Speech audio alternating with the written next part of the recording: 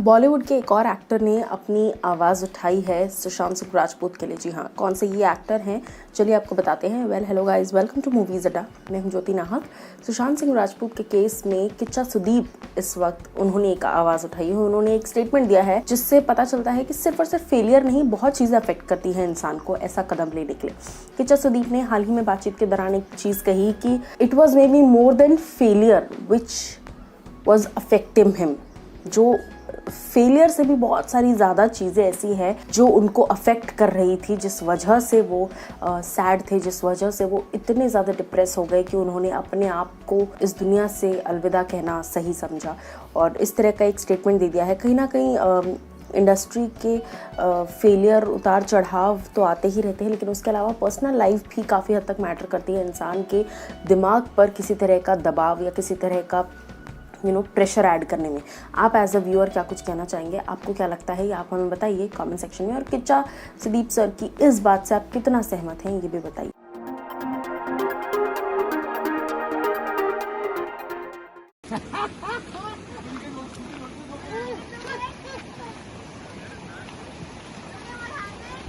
He lost the way. I told him if he takes us back, you will get non-veg. No, he lost the way.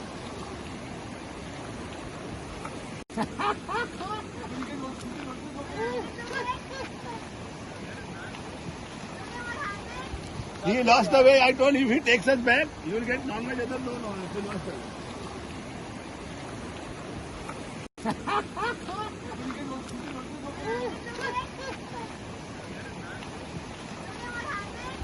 He lost the way. I told him if he takes us back, you will get non-veg. No, he lost the way.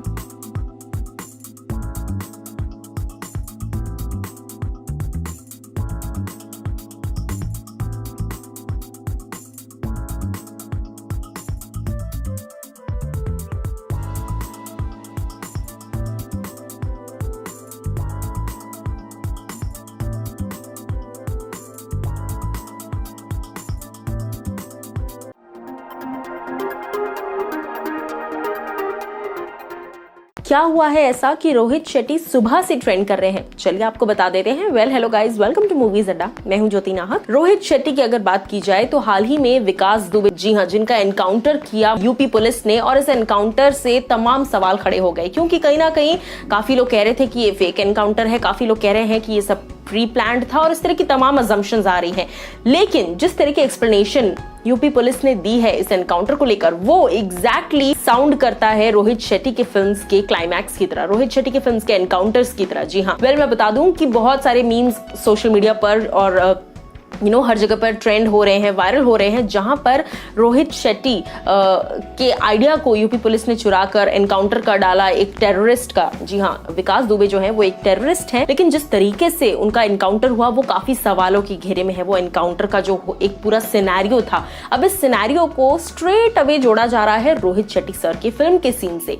सो कहीं ना कहीं इस चीज को लेकर सुबह से Rohit Shetty sir जो है वो ट्रेंड कर रहे हैं ट्विटर पर, और हर जगह पर, इंस्टाग्राम पर भी लगातार मीम्स जो है वो वायरल हो रहे हैं।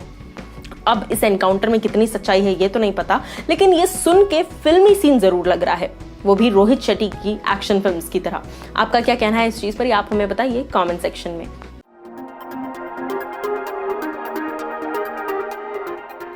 सुशांत सिंह राजपूत के केस में एक और बड़ी अपडेट आ गई है। जी हाँ, किससे हाल ही में पूछताछ हो रही है ये मैं आपको बताती हूँ।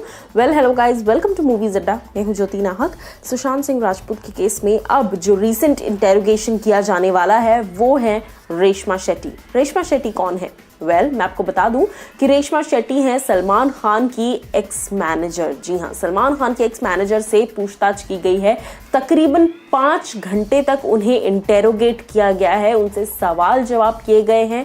सलमान और सुशांत के रिलेशनशिप को लेकर उनसे सवाल जवाब किए गए हैं, इन चीज़ों को लेकर कि क्या कभी भी किसी भी तरह का इन्वॉल्वमेंट था सलमान का और सुशांत का, और तमाम सवाल पूछे गए हैं उनसे कि प्रोफेशनल राइवलरी क्या कुछ थी। साथ ही साथ ये भी पूछा जा रहा है कि क्या क्या लिंक्स थे फिल्मों के, कि कोई ऐसी फिल्म थी जहां पर सुशांत थे और फिर वो हटा दिए गए हैं। इस तरह के तमाम जितने भी सवाल हैं ये सब मुंबई पुलिस पूछ रही है रेशमा शेट्टी से। जी हाँ, रेशमा शेट्टी ने काफ़ी लंबे अरसे तक सलमान खान को मैनेज किया है, सलमान खान की मैनेजर रही हैं। और मैं बता दूं सिर्फ सलमान नहीं बल्कि कई ए लिस्टर्स हैं बॉलीवुड के जिनको रेशमा शेट्टी मैनेज करती आई हैं और अभी भी कर रही हैं। सो कहीं ना कहीं उनसे सवाल जवाब किया जाना एक इंपॉर्टेंट पहलू हो सकता है। बहुत सारी इंफॉर्मेशन शायद निकल कर आ सकती हैं। आप लोग लेकिन जुड़े रहिए हमारे चैनल मूवीज अड्डा के साथ और बताइए कॉमेंट सेक्शन में कि और क्या क्या इंफॉर्मेशन है जो आपको चाहिए। दिस इज ज्योति नाहक signing off.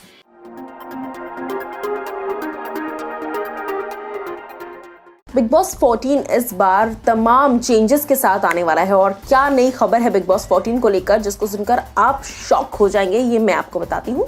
Well hello guys, welcome to movies Adda. मैं हूँ ज्योति नाहक।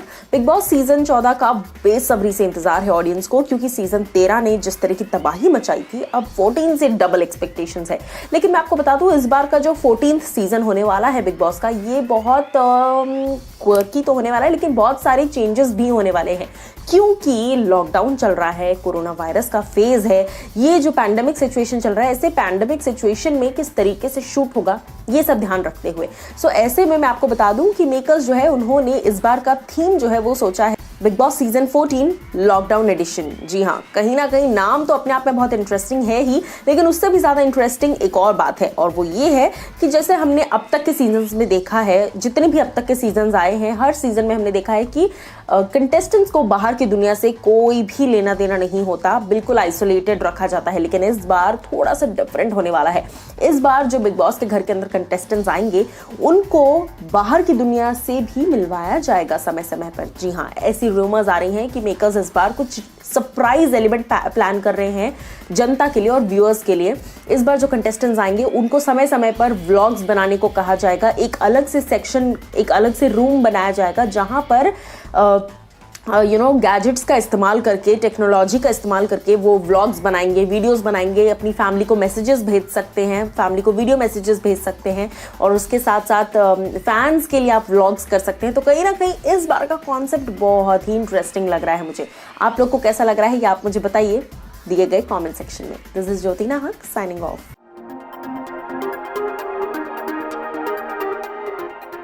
सुशांत सिंह राजपूत के चले जाने से नेपोटिज्म का ये जो डिबेट है ये शुरू हो चुका है और इस बार थमने का नाम नहीं ले रहा। जी हाँ, कहीं ना कहीं सुशांत का चले जाना एक वेकअप कॉल बन चुका है इंडस्ट्री में हर किसी के लिए। ऐसे में हाल ही में ट्विटर पर वॉर चल रही है टीम कंगना रनौत और पूजा भट्ट के बीच में। मैं आपको बता दूं कुछ ही वक्त पहले मैंने आपको बताया था कि किस तरीके से पहले पूजा भट्ट ने एक ट्वीट किया कंगना के अगेंस्ट, फिर कंगना ने वापस एक ट्वीट किया कि ट्रीटेड मोर रिस्पेक्टफुली और वगैरह वगैरह। फिर पूजा ने कहा कि कंगना को भी हमने ही लॉन्च किया, Vishesh films have launched this and that.